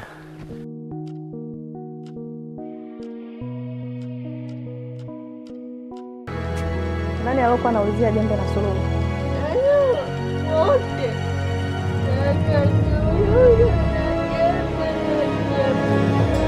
Sasa natoka. Hakuna mtu yoyote akija kuazima kitu, hamna mtu yoyote kumpa. Haijalishi ni nani wala nani, mpaka mama arudi au mtu mkubwa yoyote awepo. Hamna kutoa kitu. Sawa?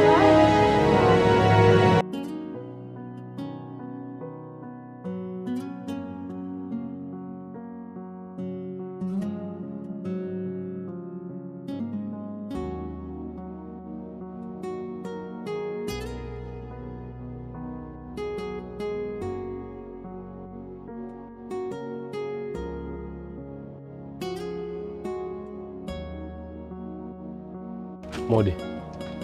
Bonde vipi? Fresh kaka, mambo vipi? Shwari kama kawaida. Fresh. Vipi, mbona hai? Da. Mzee, na kipengele. Nini tena? Nilikuwa nahitaji chepe, jembe na mifuko miwili. Wewe, kwema? Mbona kwema tu mzuri? Ya, kuzuri. Tubiane mzee, kama ni hela mwanangu. Sio hela.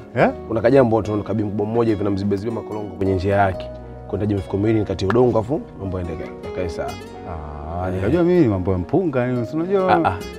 Kama kuna hela huwezi kupiga kazi bure bwana wewe. Hapana, bure mwanangu. Wapi? Serious bure mzee. Kweli? Sema sasa sijajua kama jembe lipo na mifuko, lakini na hizi chepe itakuwa ndani.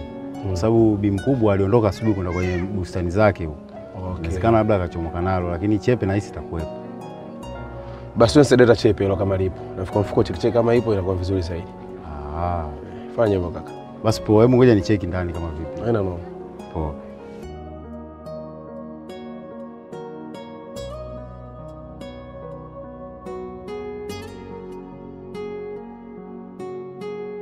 Mwanangu, mbonde tumepata chepe. Okay. Yaani hapa fresh mwanangu. Okay. Lakini mwanangu, kama ni mambo ya vyuma tuambiane blaza. Hapana, hakuna hela bro. Maisha yenyewe magumu blaza. Hakuna pesa bro. Hakuna pesa. Namsaidia tu bi mkubwa. Si unajua tena. Wewe huwezi kufanya kazi hivi hivi. Fresh kaka. Sema nini? Asante. Pamoja. Usiwaze blaza. Pamoja. Pamoja sana. Mwanangu wao wanapiga kazi afu watuambiani mambo ya mpunga, tunasuka maviungo tu hapa saa hizi. Si unajua tena. Lakini sio mbaya. Maisha yatakaa tu siku moja, yani one day, yes yani. Maisha yatatulia.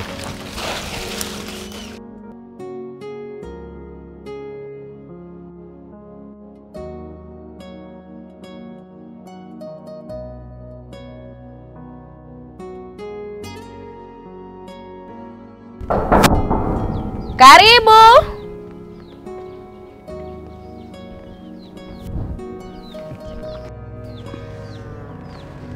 Jirani. Niambie. Karibu. Asante, mambo. Poa, karibu. Namshukuru Mungu. Upo poa? Niko poa. Asante. Sasa nilikuwa na shida mara moja. Nilikuwa na shida ya sululu na chepe. Kwanza ile line yangu ya nanili. Ya take away. Vipi, mbona siku hizi siisomi? Yaani unajua ni haifanyi kazi. Imeblokiwa. Sasa hapo utakuwa hujalasimisha, ndio maana umeblokiwa. Kulasimisha tena? Kivipi? Si unakumbuka kutumia NIDA ya kwako?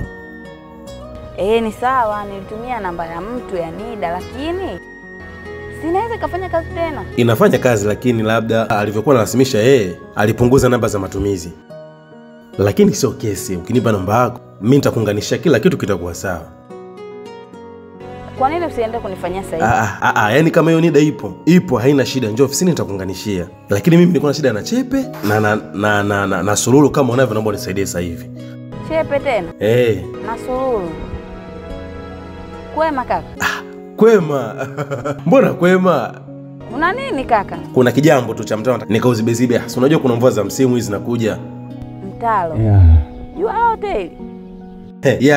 Unaona dalili zenyewe za mvua ni mawingu, dalili zenyewe ndio zinaanza. Haya. Lakini mimi nina jembe tu. Sululu sina. Lanifaa hilo, nipe. Linanifaa, nipe tu. Haya. Subiri nikulete. Asante.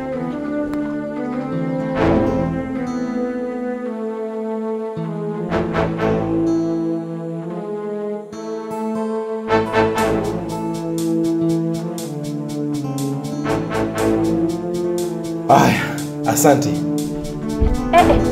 Jirani, kwema kweli? Kwema jirani, hakuna shida. Usisahau tu kulirudisha hilo jembe jirani. Kwema kweli?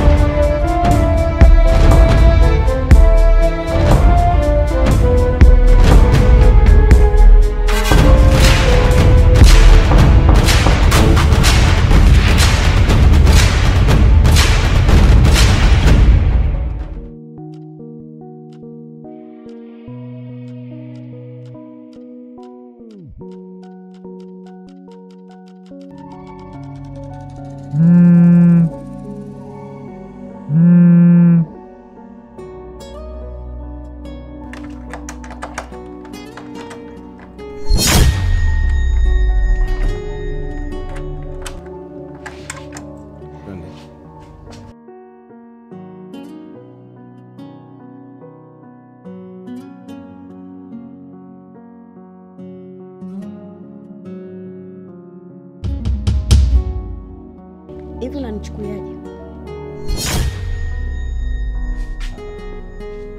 Sielewi kwa nini unazungumza hivi.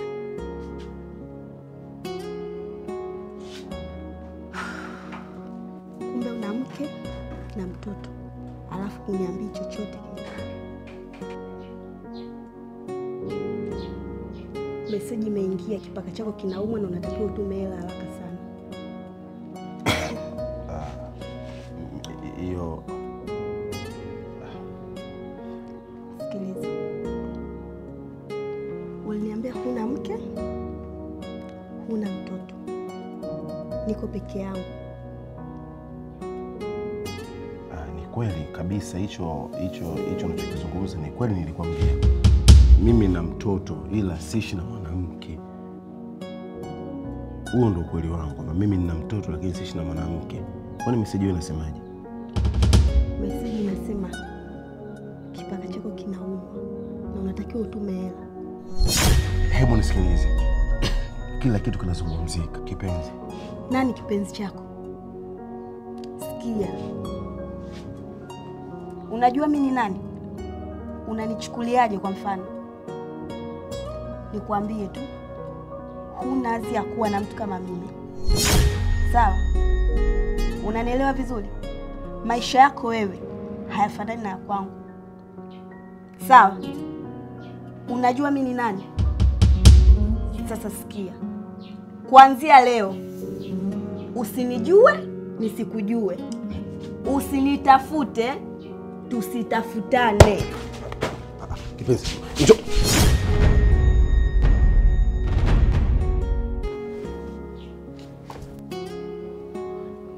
Latif.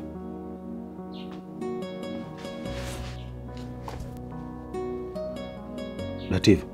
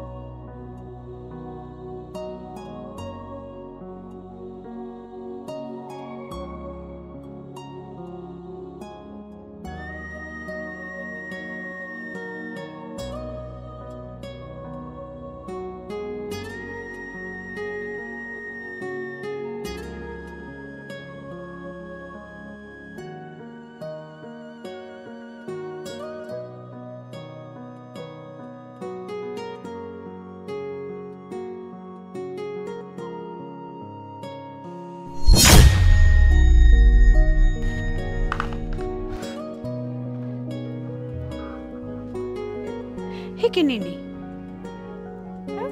Nikuulize wewe kwa sababu hili ni shamba la kwako na lile ni shimo liko kwako.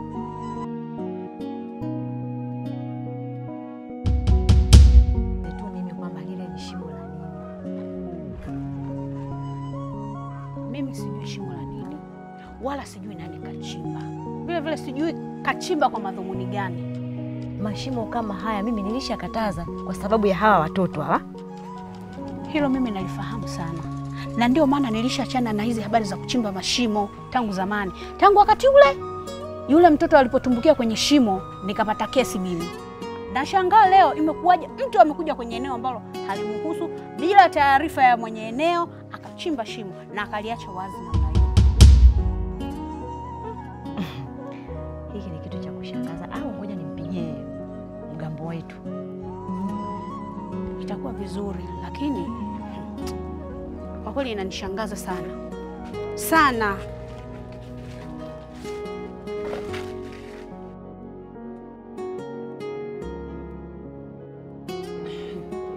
Yaani sasa hili naona sio shimo la migomba, yaani ni kama vile kaburi atakazikwe mtu.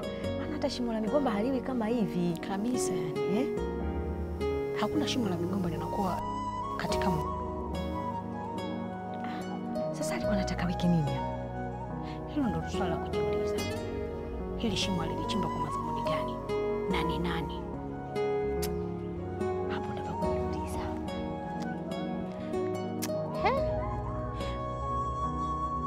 Hili jembe si langu hili. Kweli? Jembe?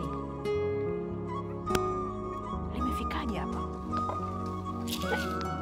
Ndio.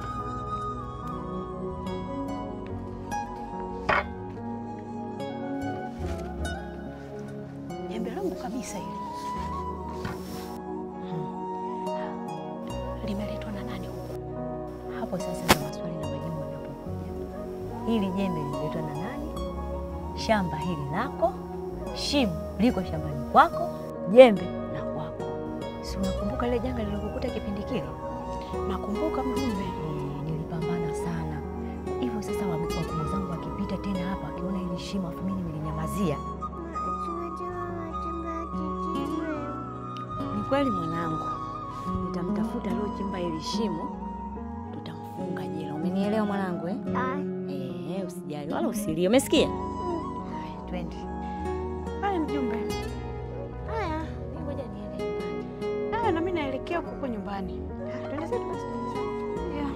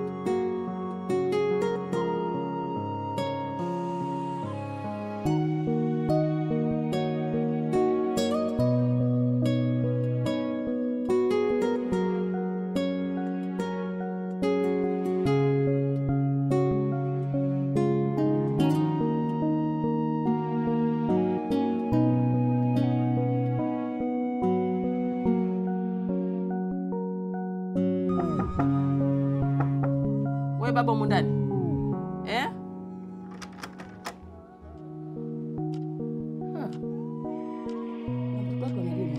We baba we. Baba mwenye chumba hiki. Maskini mtoto wako anaonekana kama kalia saa nyingi vile. Kitu cha kukalia na msubiri leo mpaka kieleweke.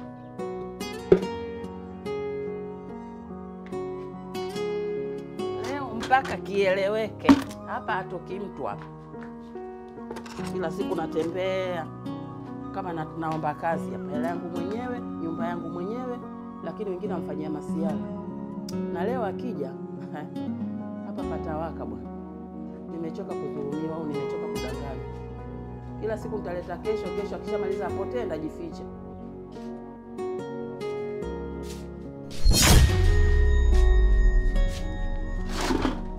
Shikamoo. Marahaba, alafu kuwa na upate yako.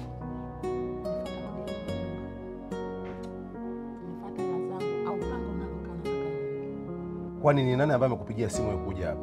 Haijalishi kama ungekuwa nazo siku zote bana utasileta. Mimi ndo nimekupigia simu toka jana kwamba njoo uchukue pesa zako. Kwani shida iko wapi? Uone shida Tangu asubuhi niko mtaa huu. Nimezunguka kila mahali. Mpaka kule kwa Fundi Salimana nimefika. Majirani zote hapa ninawauliza, lakini huonekani. Nasikia unaingia usiku, unatoka asubuhi. Halafu pia huyo mtoto anaelia ni nani? Kwani hapo umekuja na nani? Nimekuja mwenyewe, kwani nyumba ya nani? Basi mimi nikuletee pesa yako. Mtoe kwanza mtoto wako. Fuata ambacho kimekuleta. Umekuwa mtoto wa mwenzako ni mtoto wako, mlee, mpende, mtunze. Sasa huyo mtoto mtoe. Unaenda wapi? Wewe unaenda wapi? Unaenda wapi? Nataka mwangalie mtoto. Mtu anakuhusu au? Kaa hapo kwa tela yako. Wewe Freemason nini? Chinja. Mwanangu.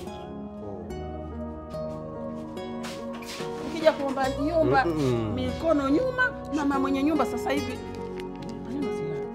Pesa yako tayari. Huyo mtoto mtoe. Mlete niende naye. Fuata ambao amekuleta. Wewe baba mtoto wa watu. Wewe baba kumbe nenda kushtaki kwenye ngazi za sheria, niseme nimeingia kwenye chumba cha mpangaji wangu ana mtoto humo ndani. Sasa wewe jifungie, ujifanye ukidume, lakini polisi wanakuja sasa hivi. Mwehu wewe. Na hilo jembe tena. Au ndio umekutana na Mbonde huko ndo amenipa hilo jembe? Mbonde? Mimi jembe nimemwazima Mbonde. Ina maana Mbonde ndo alienda kuchimba shimo pale shambani? Shimo na jembe. Yeye amekuja hapa, ni ameomba nini? Ameomba jembe, ameomba na sururu. Amesema anaenda kuchimba mfereji sijui huko nyumbani kwake sijui. Sasa ukiniambia tena habari ya kwamba amechimba shimo, mimi unanichanganya. Nakuchanganya vipi? Hilo shimo amelichimbia wapi? Kalichimba hapo nyuma shambani hapo. Shimo lenyewe halieleweki. Kama alikuwa anataka kupanda mgomba, shimo la mgomba haliko vile kabisa. Shimo lenyewe limekaa kama alikuwa anachimba kaburi. Anataka kututafutia kiasi ama? Naona ndio makusudi yake. Kwani alipochukua jembe alikuambia anaenda kufanya nini? Yaani nashindwa kuelewa kwa sababu Mbonde amekuja kuazima hapa jembe, amesema anaenda kuchimba mtaro. Wewe unasema hilo shimo kwanza amechimbia wapi? Kachimbia shambani hapo nyuma. Shambani, mtaro. Hilo shimo la nini? Na alikuwa na madhumuni gani nalo? Kujibu lina madhumuni gani? Siwezi kukujibu kwa sababu sijui. Na wewe ndio unaenda sokoni saa hizi. Tutakuja kula saa ngapi? Mimi nilipitiwa na kausingizi lakini tunakula tu sasa hivi mamdogo. Sasa hivi uende sokoni mpaka urudi uingie jikoni upike.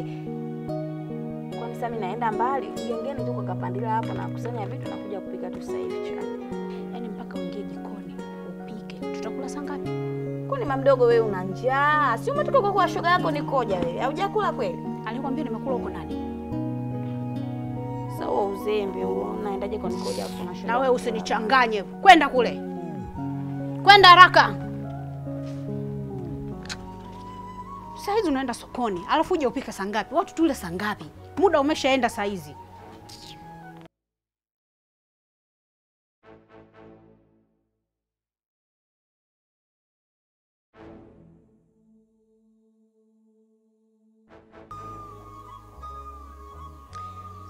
Halo mjumbe. Za saizi. Sasa nilikuwa nakujulisha kwamba nimemfahamu mtu aliyechimba shimo pale shambani kwangu. Ndiyo, ni kijana mmoja anaitwa Mbonde. Anasajili laini. Si unamfahamu? Basi mimi nakuja. Halafu wasiliana na yule mgambo wa kijiji ili nikija huko mimi na wewe pamoja na mgambo wa kijiji tunaandamana kwa pamoja kwenda eneo la tukio. Sawa. Haya mjumbe. Sawa, nimekuelewa.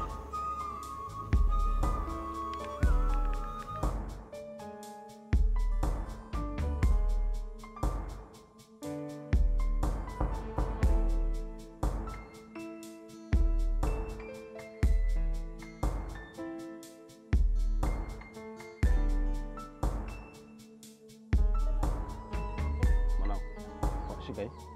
Sawa. Msikie. Hapa ni nyumbani, sawa? Ni baba kuacha sana. Sawa.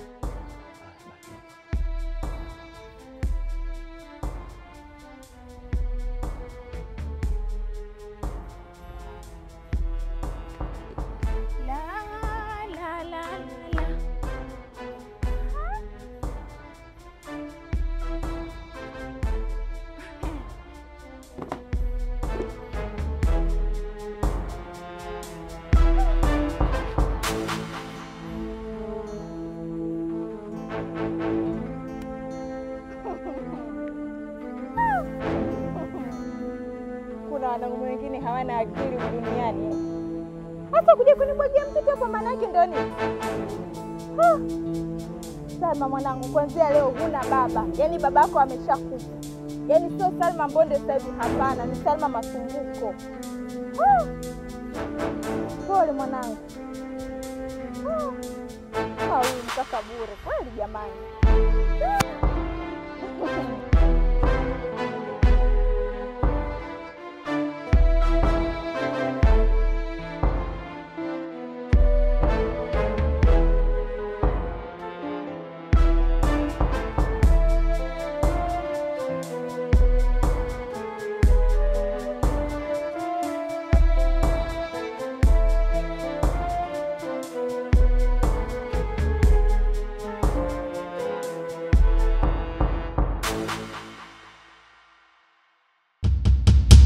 Bwana Joshua. Naam kiongozi. Hili ndio shimo alilochimba Bwana Bonde. Sijajua alikuwa anachimba na kazi gani au alikuwa anamaanisha nini. Kwanza ni shambani kwa mtu. Ndio. Sasa tunachokiomba sisi, huyu mtu akamatwe, yani atafutwe popote pale alipo, akamatwe, peleke pale ofisi ya kijiji atujulishe sisi alikuwa anataka afanye nini kwenye hili shimo. Kwa sababu ni habari za kusikitisha sana. Maana hatujalielewa mpaka sasa hivi. Kwa sababu we mwenyewe unajua mbio tumepiga hapa juzi kwamba watu wasichimbe mashimo kama haya kwa sababu ya watoto wetu kule nyumbani. Tunachokiomba sisi, huyu mtu akamatwe. Sawa kiongozi, nimekuelewa. Kikubwa tu ni ushirikiano, na mimi nitahakikisha Bwana Bonde anapatikana na nitakuwa mazingira haya kwa muda wote. Ninachokiomba kikubwa tu ni ushirikiano na simu zenu kuwa hewani. Atakapopatikana tutafanya mawasiliano. Tutaweza kumpeleka sehemu husika.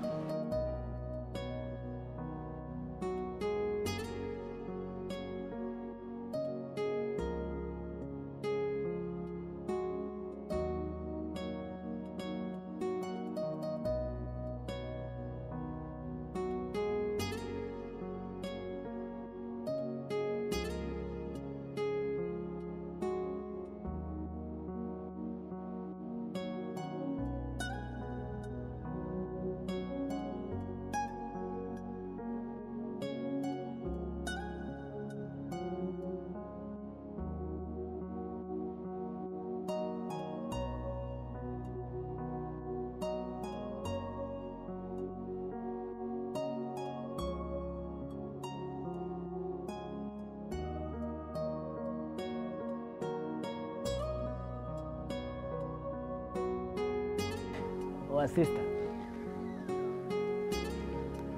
Mambo vipi? Safi vipi? Kama kawaida. Poa, niambie. Fresh. Mambo gani unasemaje? Salama mambo. Karibuni. Asante. Mbona mbio mbio hivi? Kuna ramani fulani kama imenipotea hapa lakini naamini ni hapa lakini sielewi. Ni wapi? Unamtafuta nani kwani? Jamaa fulani hivi anaitwa Mbonde yule mshikaji msajili wa laini tunampata? Sio mbali sana. Pale utaule pale nyumba ya kwanza hivi ya pili ya tatu. Lakini nimekutana naye hapo chini hapo. Kabeba mzigo wake hivi na chepe lake. Anaelekea hapo chini kwenye migomba hapo ya kina mama Mchina. Lazima umesikia huko. Vipi, kuna tatizo kwani? Sister, hakuna tatizo. Hakuna tatizo kabisa. Sister, nakuahidi kuna 50 yako kutoka kwangu. Mdogo wangu. Nisipofika hapa. Basi utanifuata kijoni kwangu pale kwa kwenye zibaziba mapancha pale. Na si unanijua? Utaniona hapo. Wewe tena. Sasa twenzetu. Hai, karibuni.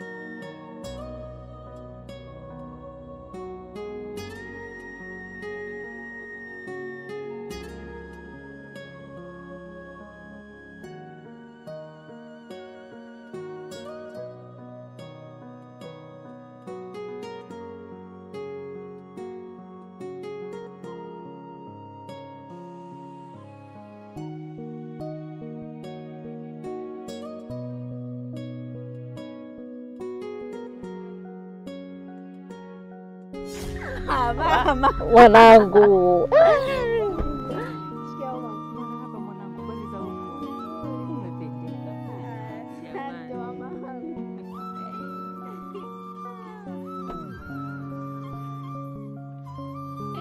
Umemsumbua dereva boda. Habari za huko? Nzuri mamangu. Njema, nimefurahi kukuona mwanangu. Asante na umekuja kipindi kizuri. Nashukuru sana, pia umekuja wakati mzuri sana, maana wakati huu tuko likizo fupi bungeni, ndio maana niko hapa. Kwa hiyo kipindi chote nitafurahi kuwa na mwanangu nyumbani. Karibu sana. Asante mamangu, mimi pia nitafurahi sana kama uko nyumbani sasa hivi. Habari za masomoni zaidi lakini? Masomo mazuri mamangu. Nashukuru Mungu nimerudi salama kama hivi. Changamoto za Uganda zikoje? Maana mwanangu nilikuwa najiuliza. Mna mama, sijua tena mambo ya huko masomo kawaida tu. Nashukuru sana. Mwelekeo vipi mwanangu? Chuo utafanya vizuri au? Ndio mama. Utanitia aibu? Hapana. Siwezi kutia aibu. Kweli kabisa unaambiwa mheshimiwa mtoto wake ameenda Uganda kusoma na amefeli? Siwezi kutia aibu mamangu, niamini. Nimefurahi sana. Asante mamangu, mimi pia nimefurahi sana ukuta mzima. Naona unaangalia nini? Naona umebadilika mamangu. Likizo yangu fupi hii nimeamua nitumie kukarabati nini mzima. Japo kubadilika hii yote ni kwa ajili yako. Sawa mamangu. Tafurahi sana ukijiongeza na wewe mwenyewe chuoni, fanya vizuri. Kwa hiyo ukiwa na cha kwako ukija na cha mama watakupa heshima.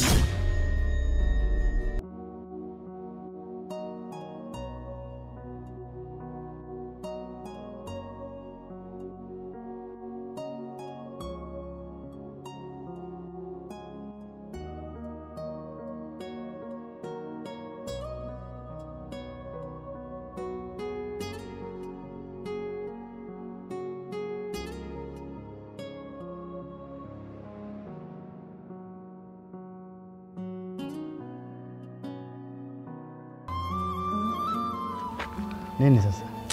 Laza. Naamini mpaka sasa tutashapata ndio za uhakika. Kwa hiyo hapo ninachotaka sitaki tena unizigue. Ushasikia? nishajua kabisa kama nani kaelekea wapi Mbonde. Sasa bwana, ninachokihitaji kutoka kwako, mimi nataka milioni 4.5. Hicho ndio ninachokitaka mimi bwana, kuanzia mwanzo mpaka mwisho. Mimi kazi yangu kujizungusha tu, nazunguka mpaka sasa hivi tumepata mchongo mzima. Nifanya kazi yoyote blaza, mimi ndio nimefanya kazi kubwa. Ninachokitaka mimi milioni zangu 4.5, tukafanikishe jambo, tumpate mtoto wa mbunge, mambo yaendelee. Mambo ya kwanza kunizungusha tena kitaani huku na kule bwana, nishachoka sasa hivi. Sikiza nikwambie kitu kimoja. Unajua tangu ulipoanza kuongea tangu mwanzo, nilikuwa nakuangalia. Unajua mimi ni nani? Blaza, mimi sitaki kujua wewe ni nani. Mimi najua umenipa jambo, dili tunalifanya ili tupate pesa.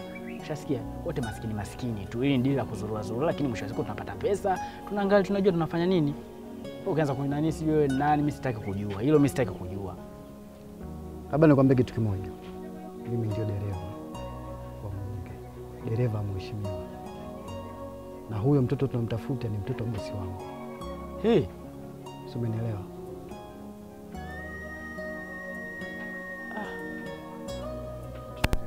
Muendelee. Mimi siwezi kuendelea.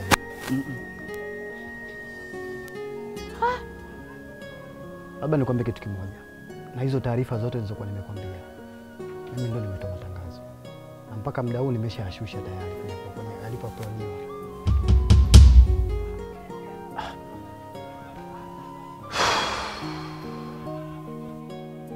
Ina maana na hiyo ya kuzunguka tunafanyaje? Mimi ninachokushangaa unapoongea sana. Kwanza hiyo milioni 4.5 unataka wewe hapa. Na kingine basi, taarifa zote ambazo nimekuambia zimetapakaa, mimi ndio nimetoa kwenye media na kwenye mitandao. Na sasa hivi nimeshazishusha.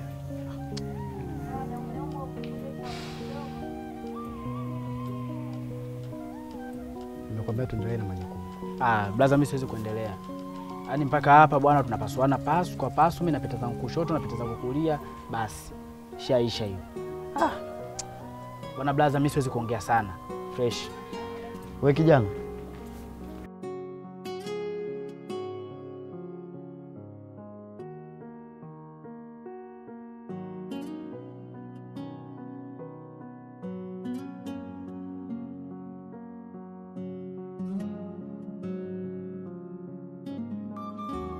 Dereva Pota. Halo, mama. Mwanangu mmempata? Bado hajafanikiwa mpaka sasa kumpata. Kwa nini hajapatikana mpaka sasa hivi? Na Afande Boko umekutana naye? Yule askari nimekutana naye. Jamani, tafadhali ongezeni bidii, mwanangu apatikane kwa wakati na mhalifu apatikane kwa wakati. Ni mwanangu huyo jamani. Nawategemea sana. Maisha ya mwanangu ni muhimu sana. Sawa, uwe na siku njema.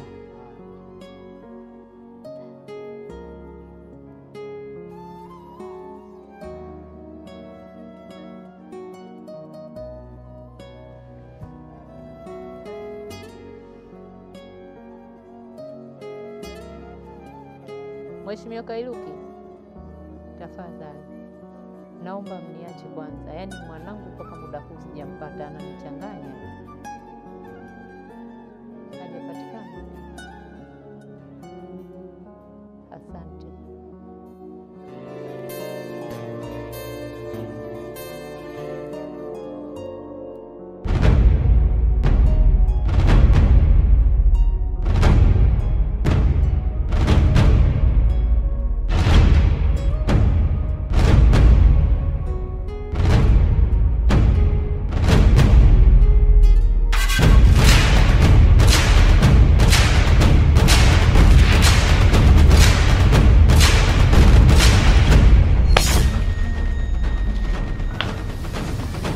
Chini ya ulinzi. Unaongea na Afande Boka. Naomba tukutane.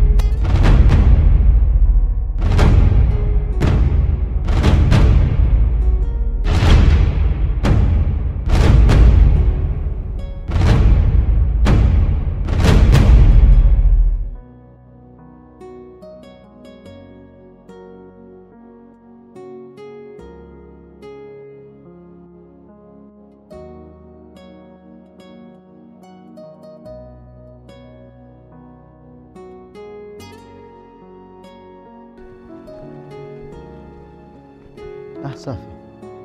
Bila shaka wewe ndio dereva mbunge Saumu Kirua. Ndio mimi. Kwa kifupi, mimi ni mpelelezi wa jeshi la polisi. Naitwa Boka. Nataka unipe mrejesho jambo hili. Sawa, nashukuru kufahamu. Huyo mtu nimemfuatilia, nimeambiwa kwamba ametoka kwake akiwa amebeba mzigo. Na nimeelekezwa ameelekea maeneo ya kwenye Migomba. Anaitwa nani? Anaitwa Mbonde. Anaitwa Mbonde? Yeah. Anafanya kazi gani? Huyu jamaa ni hao watu wa kusajili laini hao. Kazi yake kusajili laini. Ndio. Ana kesi nyingine. Kwa hiyo unaweza tupelekea? Hapana, kwa sababu gari ya mheshimiwa nimeweka sehemu ambayo sio haiko salama. Kwa hiyo ngoja niende kwanza nikaichukue, alafu niweke sehemu ambayo ina usalama zaidi, alafu nitakuja kwa sababu namba zako ninazo. Wamesema kelekea kwenye shamba la migomba. Basi ngoja nijaribu kuwahi, alafu tutawasiliana. Basi sawa. Basi hamna nini. Fanya hivyo. Naomba tushirikiane. Haina neno. Basi sawa. Nashukuru sana. Haya.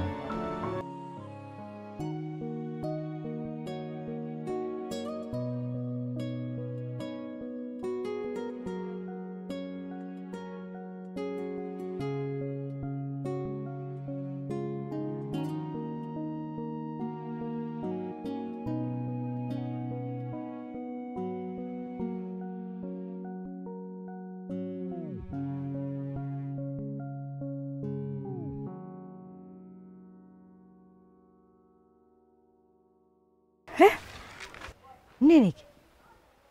Nini hiki? Eti.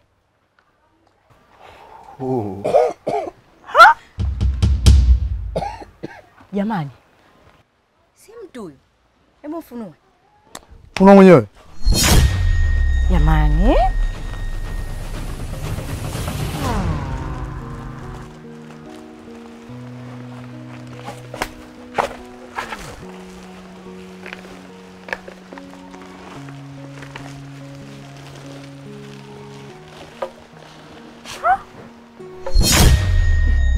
Si mtoto wa mheshimiwa mbunge? Subiri nimpigie mwenyekiti, wa kitongoji. Kaka, hauna hatari wewe. Nakwambia njoo kwenye hili shamba la mama Mchina. Datiba kapatikana, alikuwa atakafukiwa kwenye shimo hapa. Na Mbonde. Sasa hivi fanya haraka, njoo bwana. Haya. Tulia. Jamani. Yaani wewe kaka una hata huruma. Hayo binti watu kakukosea nini? Eti baby. Baby. Wewe mwache. Afu uogopi kabisa. Salama. Bwana Mbonde ni yupi? Huyu hapa, huyu. Ndio huyu hapa. Huyu ndio huyu hapa, huyu. Ndio huyu. Jamani, eti amekufa. Si mzima. Usiongee hivyo. Mmoja fundi kalekezi. Kumbe wewe ni muuaji mzoefu. Mama yangu. Wewe umepotea kijana.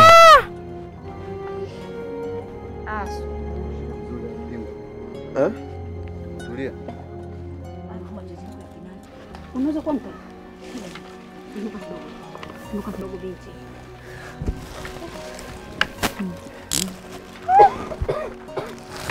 Sijawahi kuona jamani. Pole sana. Au tumtumbukize na yeye huko kwenye mifuko aone tabu yake huyo.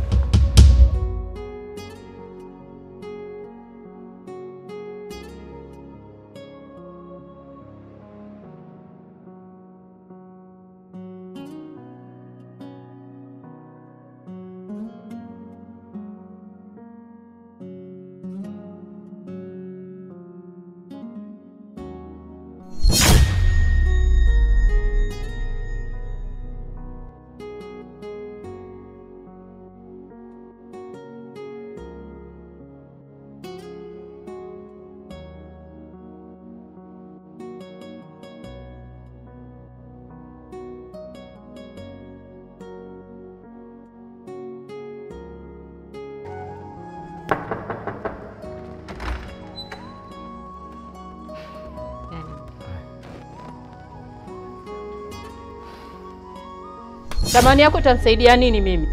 Mpuuzi mkubwa wewe. Pita ndani na ujiandae kwenda masomoni Uganda. Shenzi wewe.